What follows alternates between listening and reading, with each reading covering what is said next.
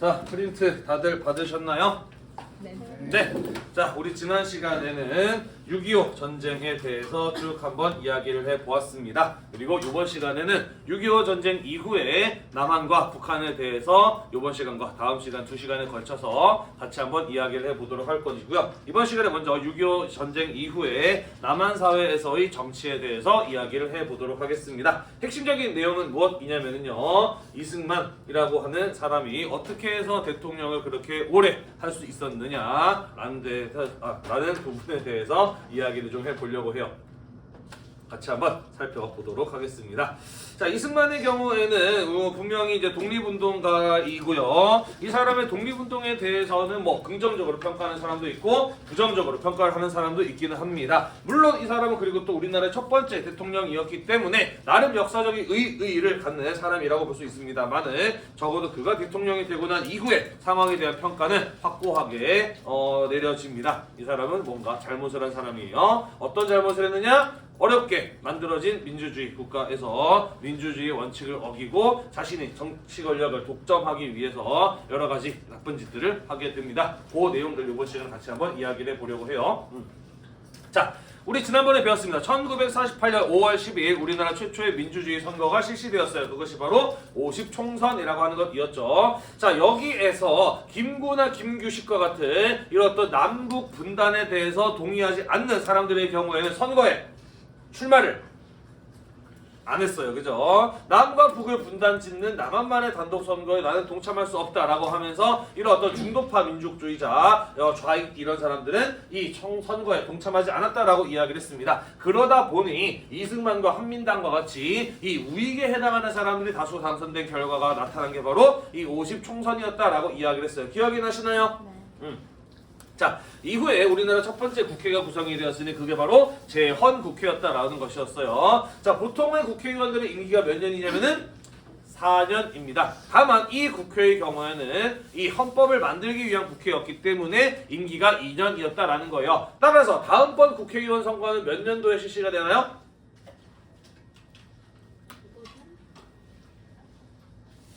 다음번 국회의원 선거는 몇 년에 실시가 되나요?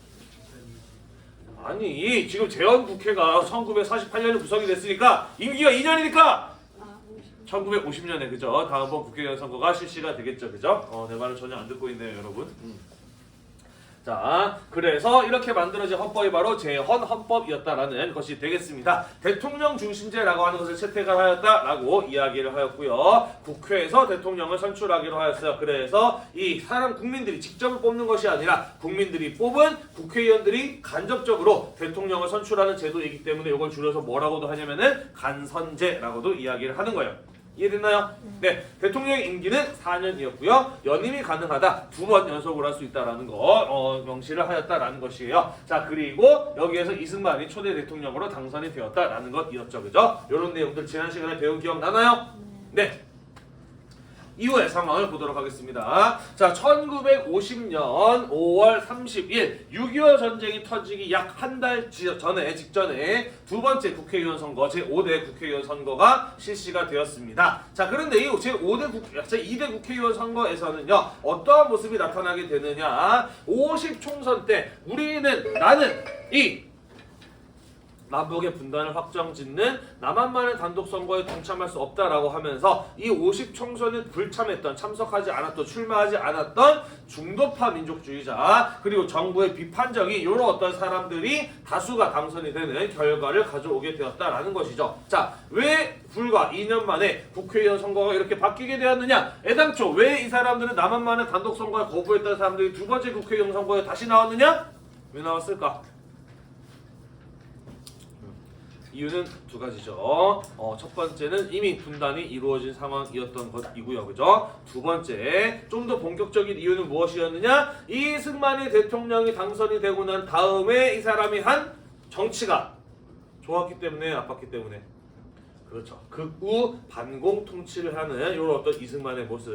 그러면서 남과 북의 긴장감을 높여가고 적대감을 키워가는 이런 어떤 이승만에 대한 반감을 가지게 되었던 것이죠. 아, 이대로 놔둬서 안 되겠다. 이 우익이 다수를 차지하고 있는 이런 어떤 국회의 상황, 요거는 뭔가 바꿔야 되겠다라고 생각을 했던 것이죠. 그래서 중도파 민족주의자와 정부의 비판적인 사람들이 다수가 출마를 하였고, 이런 생각을 가지고 있었던 사람들은 출마한 사람들만이 아니었다라는 것이죠. 국민들의 경우에도 이러한 이승만의 극우 반공 통치에 대한 강한 반감을 가지고 있었기 때문에 이런 사람들이 다수가 당선이 되는 이승만에 대해서 반대하는 반 이승만파, 중도파 이런 사람들이 압도적인 승리를 거둔 결과가 바로 이 두 번째 국회의원 선거에서 나타나게 되었다라는 것이죠.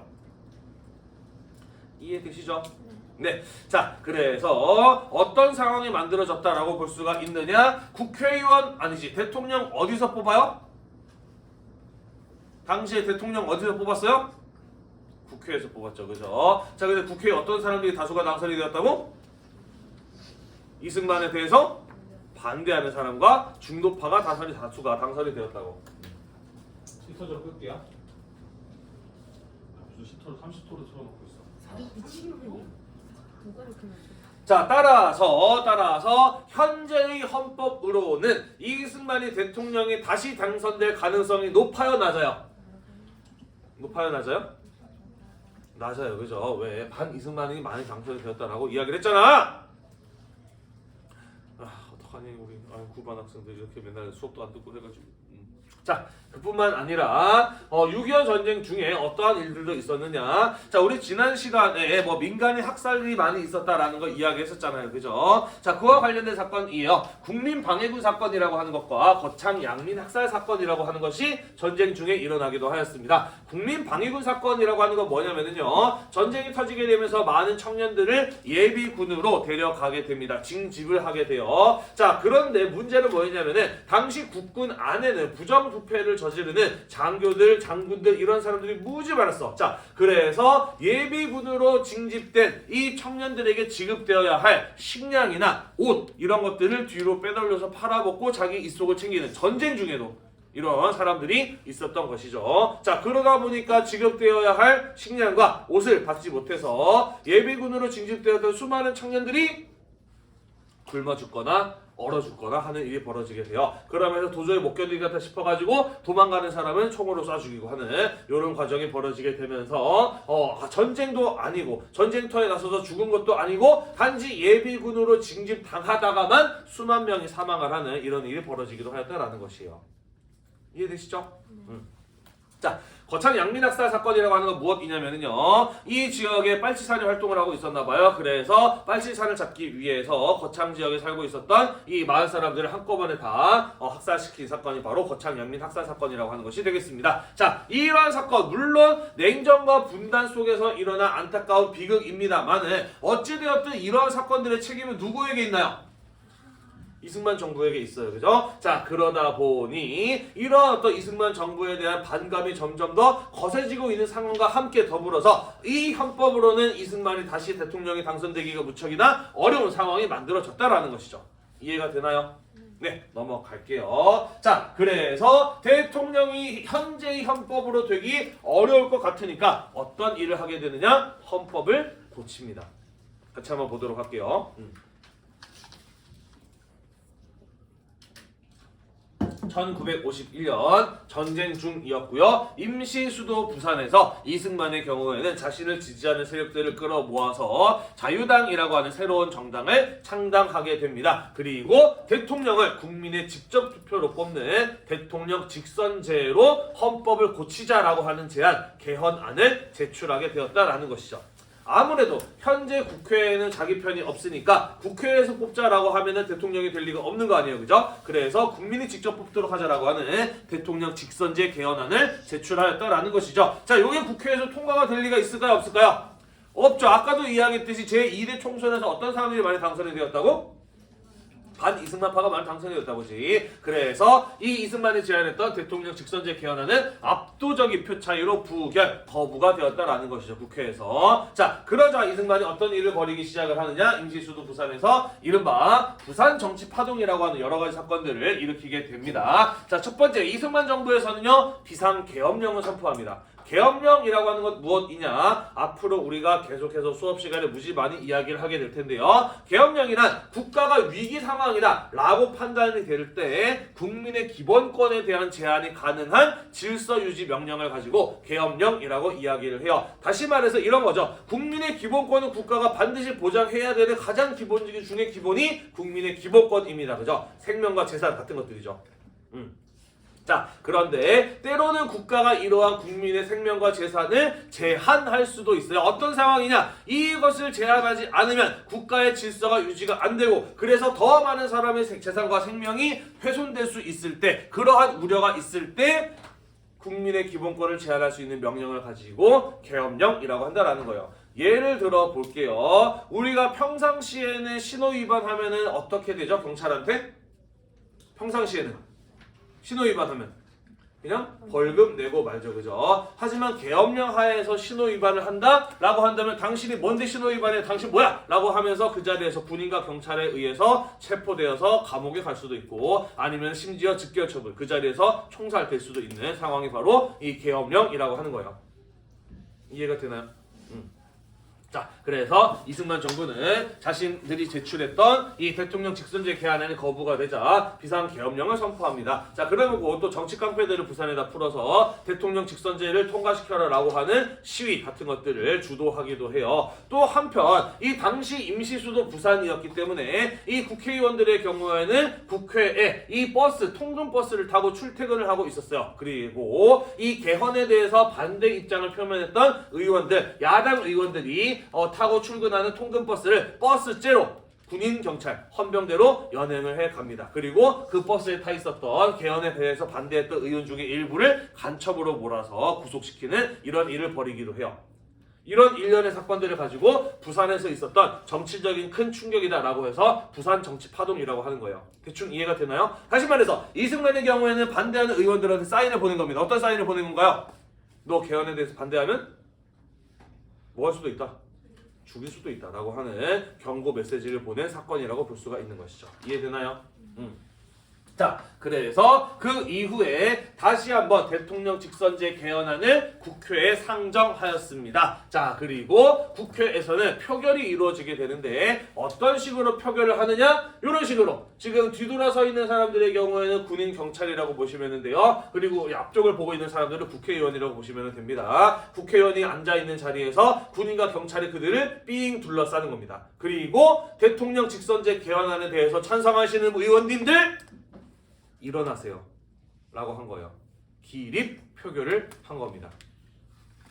자, 군인과 경찰이 얼마 전에 개헌에 대해서 반대하는 의원들을 잡아다가 간첩으로 구속시켰어요. 이런 상황에서 군인과 경찰이 포위하고 있는 중에서 개헌안에 대한 투표가 표결이 이루어졌고 그것도 심지어 누가 했는지 모르게 비밀 투표를 하는 것도 아니고 찬성하는 사람 일어나세요 라고 했단 말이야. 이 상황에서 일어나지 않을 사람이 몇이나 됐을까? 거의 없었죠. 그죠? 자, 그래서 대통령 직선제 개헌안은 찬성 163표, 기권 3표라고 하는 압도적인 찬성으로 통과가 되었다라는 겁니다. 이것이 우리나라에서 첫 번째로 이루어졌던 헌법의 개정 제1차 개헌이고요. 다른 말로는 발췌 개헌이라고도 이야기를 합니다. 왜 발췌 개헌이라고도 이야기를 하느냐? 정부에서 제출했던 개헌안과 국회에서 제출했던 개헌안 가운데 일부를 뽑아서 절충해서 만든 개헌이라고 해서 이거를 발췌 개헌안이라고 이야기를 해요. 우리 책의 내용 가운데 일부 자기에게 필요한 내용을 따로 꺼집어내가지고 사용하는 거 가지고 발췌한다라고 이야기를 하잖아. 그지? 그래서 정부 개헌안에서 발췌하고 국회 개헌안에서 일부를 발췌해서 절충해서 통과시켰다라고 해서 발췌 개헌안이라는 이름이 붙었다라고 보시면 되겠습니다. 이해되나요? 네. 자, 이때 당시에 정부에서 제출했던 개헌안은 직선제 개헌안과 양원제 국회였고요. 국회에서 제출한 것은 내각 책임제와 단원제 국회 구성이 하는 것이었는데 사실 전쟁 상황이었기 때문에 대통령 직선제 외에는 나머지 개헌들은 제대로 잘 이루어지지 않았다라고 보시면 될 것 같습니다. 내각 책임제라고 하는 건 뭐냐? 우리가 뒤에서 좀 이따가 배울 텐데요. 국회 다수당이 총리를 선출하여 정부를 구성하는 제도를 내각 책임제라고 이야기를 합니다. 현재 우리나라 같은 대통령 중심제 국가에서는 정부를 어떻게 구성을 하느냐? 정부를 구성하기 위한 대통령을 국민이 뽑죠. 그죠? 그래서 대통령이 뽑히면은 대통령이 장관들을 임명하면서 정부를 구성을 합니다. 그런데 내각 책임제는 어떻게 하는 거냐? 대통령 선거를 따로 하지 안 해요. 국민들이 국회의원들을 뽑습니다. 그러면은 국회에서 다수를 차지한 정당에서 정부를 구성을 하는 거예요. 국회에서 다수를 차지한 정당에서 총리를 뽑고 거기에서 정부들을 구성해 나가는 게 바로 내각 책임제라고 하는 것이죠. 이런 걸 채택하고 있는 나라 대표적인 나라가 우리 옆에 있는 일본 같은 나라가 볼 수가 있는 거죠. 일본은 대통령이 없고 수상, 총리가 있잖아, 그지? 대충 이해가 되나요? 네, 뒤에 가서 다시 한번 이야기를 할 겁니다. 자, 그래서 대통령 직선제 개헌안이 이루어졌고 1952년 8월달 제1회 대통령 선거가 실시가 되었습니다. 그리고 여기에서 이승만 대통령이 다시 한번 당선이 되었던 것이죠. 재선이 되었던 겁니다. 선생님, 비록 개헌안의 과정에 뭔가 문제가 있긴 했습니다만 어쨌든 그래도 국민들이 직접 뽑아줬기 때문에 문제 없는 거 아닌가요? 라고 할 수도 있습니다만은 전쟁 중이었어요. 투표가 제대로 이루어질 리가 없었겠죠. 그죠? 그리고 이 대통령의 분간을 바뀌면은 전쟁이 제대로 되지 않는다 라는 어떤 이런 것들도 사람들에게 약간 불안감이 있긴 했던 것 같아요. 그래서 어찌되었든 이렇게 이승만 대통령은 대통령이 될 수 없을 뻔 했는데 헌법을 고쳐가면서 다시 한번 대통령이 당선될 수 있었다 라는 얘기가 되겠습니다. 넘어가도 될까요? 네.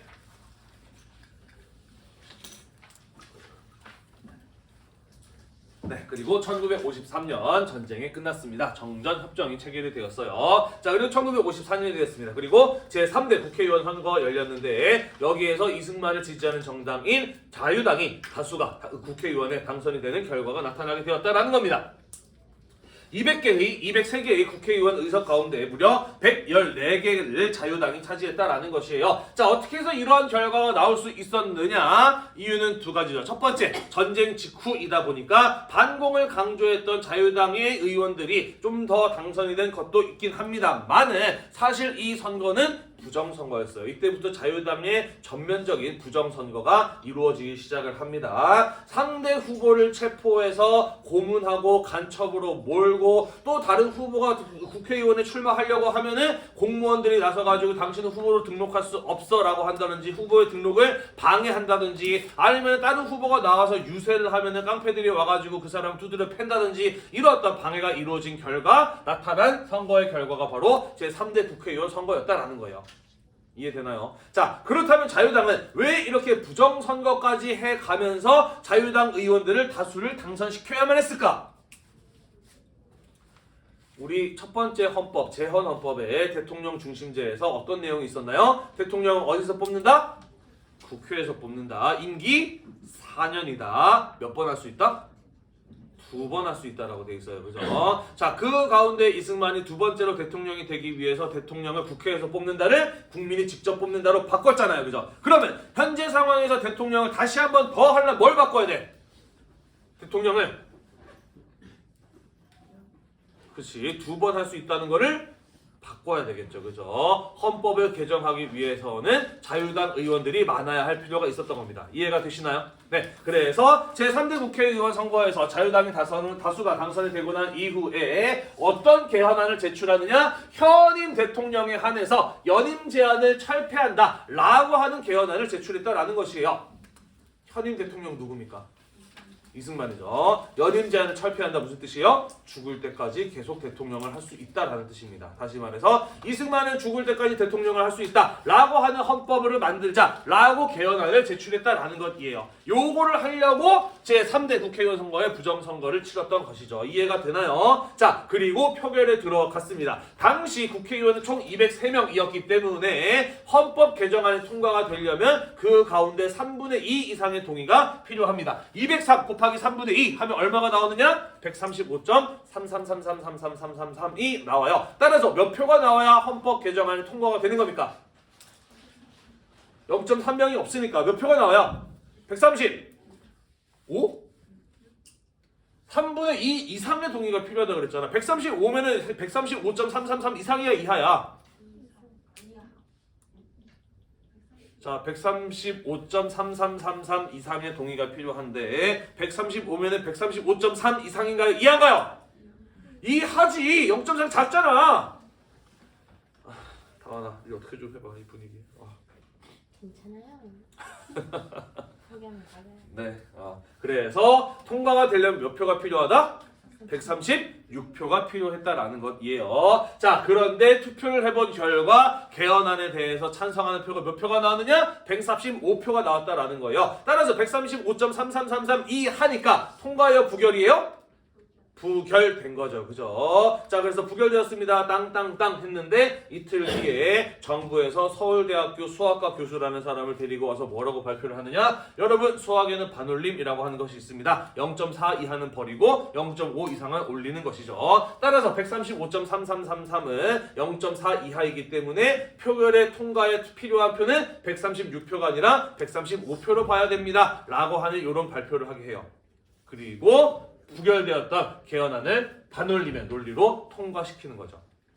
이게 우리나라의 두 번째 개헌이었고요. 4452 개헌이라고도 합니다. 왜 4452 개헌이라고도 이야기를 하느냐? 0.4 이하는 버리고 0.5 이상은 올린다라고 하는 것을 한자로 4452이라고 이야기를 하거든요. 네, 그래서 이렇게 반올림의 논리로 통과시켜버린 헌법의 개헌안이 바로 4452 개헌이었다라는 것이죠. 이해가 되나요? 네, 말이 안 되죠, 그죠? 이게 말이야 방구야 같은 이런 생각이 들죠, 그죠? 이것을 보면서 국민들도 말도 안 된다라고 생각하는 사람들이 무지 많았던 모양이에요. 그래서 이때 당시에 4452이라고 하는 말이 엄청나게 유행을 했다라고 합니다. 뭔가 말도 안 되는 주장을 하는 사람한테 저런 4452 같은 새끼 이런 욕이 유행을 하기도 하였었고요. 뭔가 안 될 것 같을 때 억지를 부려서라도 해라고 할 때 야 그거 4452 해버려 라는 식으로 이야기를 하기도 했던 유행어가 유행을 했을 정도로 국민들도 이게 정말 당시에는 말이 안 된다라고 생각을 많이들 했던 모양이에요. 됐나요? 넘어갈게요.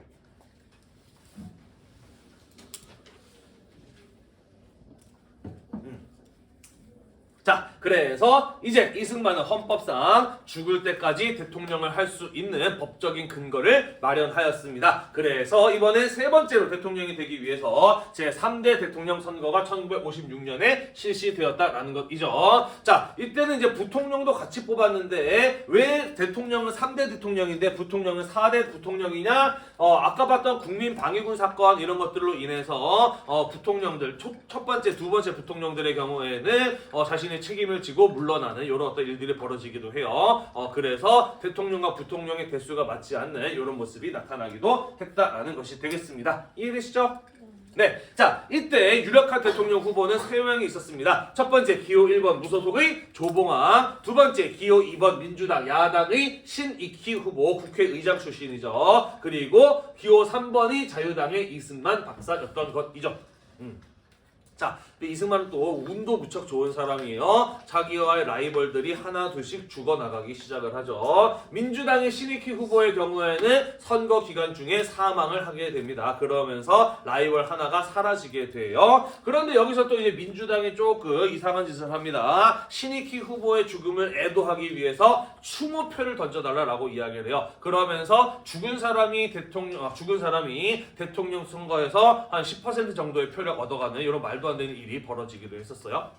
자, 한편 이 무소속의 조봉암 후보의 경우에는 무엇을 공약으로 내세웠느냐? 나는 평화통일을 추진하겠다. 평화통일론을 주장을 합니다. 오랫동안 극우 반공 통치에 시달려왔던 대한민국 국민들에게 또한 6.25 전쟁을 겪은 이후이지만 그래도 이런 전쟁이 다시 일어나지 않기 위해서는 평화통일을 추구해야 된다라고 생각했던 이런 어떤 사람들에게는 무척이나 큰 충격을 주었던 주장이 바로 이 평화통일론이었다라는 것이죠. 야, 이 상황에서도 남한에서도 평화통일을 주장하는 사람이 있을 수 있다니 정말 이거 놀랍다. 그야말로 엄청난 센세이션을 불러일으켰던 것이 바로 이 조봉암 후보의 공약이었고 그의 출마였다라는 것이죠. 이해가 되시죠? 그죠? 자, 그런데 대통령 선거를 실시하고 개표를 해봤더니 조봉암 후보는 30%의 득표, 자유당 이승만 후보는 70%의 득표를 얻게 되면서 다시 한번 이승만의 대통령이 당선이 된 결과가 나타나게 되었다라는 것이죠. 아니, 조봉암 평화통일론이 그렇게 센세이션을 불러일으켰는데 왜 이런 결과가 나왔을까?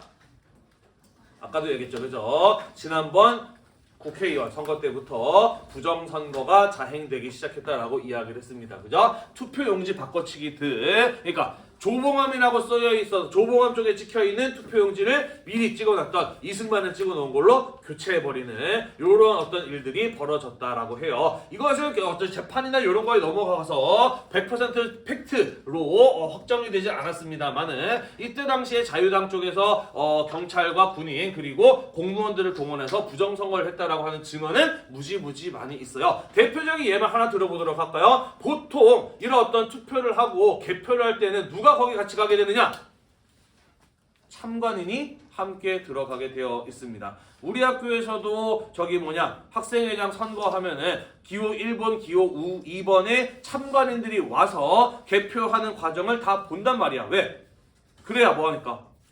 공정하니까. 그래야 조작을 못하니까. 개표의 과정에 후보들의 참관인들이 와서 봐야 된다고. 그런데 이 조봉암 측의 참관인이 개표 과정에 아예 경찰의 제지로 들어가지 못하는 일이 벌어지게 됐다라는 거예요. 그러니까 충분히 조작이 이루어지고도 남았다라는 것이죠. 이해가 되나요? 자, 그래서 선거가 끝나고 난 이후에 조봉암은 뭐라고 이야기를 했느냐? 투표에서 이기고 개표에서 졌다라는 이런 말을 남기기도 해요. 자, 하지만 그러한 조작이 이루어졌음에도 불구하고 조봉암이 몇 퍼센트의 표를 얻었어요? 30%나 높은 지지율을 얻어냈던 겁니다. 그죠? 요거는 상당한 득표라고 볼 수가 있는 것이죠. 자, 뿐만 아니라 당시 이 이기붕이라고 하는 사람이 부통령으로 출마를 했는데 이 사람 되게 재밌는 사람이에요. 이승만의 오른팔이고요. 이승만의 이은 자유당의 2인자이고요. 평생을 이승만을 위해서 바친 사람입니다. 자기만 바친 게 아니에요. 얼마나 이승만을 철저하게 추종하는 사람이냐면요. 이승만 부부에게 아들이 없자 자기 아들 가운데 하나를 이승만에게 양자로 들여보냅니다. 자기 자식도 바칠 정도로 이승만에게 충성하는 사람이 바로 이 이기붕이라고 하는 사람이거든요. 그런데 부통령 선거에서는 이기붕이 지고 민주당이 장면 후보가 당선이 되는 이러한 결과가 나타나게 되었다라는 것이죠. 이해가 되나요? 자, 그러다 보니 이승만 정부는 서서히 위기감을 느끼기 시작한다라는 것이죠. 다음번 선거에서는 조봉암이 당선될지도 모르겠다. 또는 다음번 선거에서는 민주당이 이길지도 모른다라고 하는 이러한 불안감을 느끼기 시작하는 거예요. 이해가 되시죠? 자, 그래서 일단은 조봉암 같은 애는 절대로 가만두면 안 되겠다라는 생각을 하게 되었다라는 것이죠. 자, 그래서 어떤 일이 벌어지게 되느냐? 1958년에 이른바 진보당 사건이라고 하는 것이 일어나게 됩니다. 진보당 사건이란 무엇이냐? 진보당은 이후에 조봉암이 창당한 정당이에요. 그리고 이 조봉암 후보가 내세웠던 공약을 당론으로 주장했던 정당이 바로 진보당입니다. 다시 말해서 여러 정당 가운데 평화통일을 주장하는 정당이었다라는 것이죠. 이해가 되시죠? 자, 그러자 이 조봉암과 진보당의 주요 간부들을 국가보안법 위반이다, 얘네들은 간첩이다 라고 하는 혐의를 씌워서 체포하고요. 법원에서 사형 판결을 내려버립니다. 평화통일을 주장하는 걸 보니 얘네는 간첩이 틀림없어 라고 하면서 국가보안법 위반 혐의로 체포를 해서 대통령 후보였던 조봉암을 어떻게 했다고? 사형시켰다고. 이 사건이 바로 진보당 사건이고요. 우리는 이런 사건을 가지고 무엇이라고 이야기를 하냐면은 사법살인이라고 이야기를 합니다. 법을 이용해서 사람을 죽이는 거죠. 그럼 과연 진짜로 조봉암이 간첩이었을까요? 아니었어요.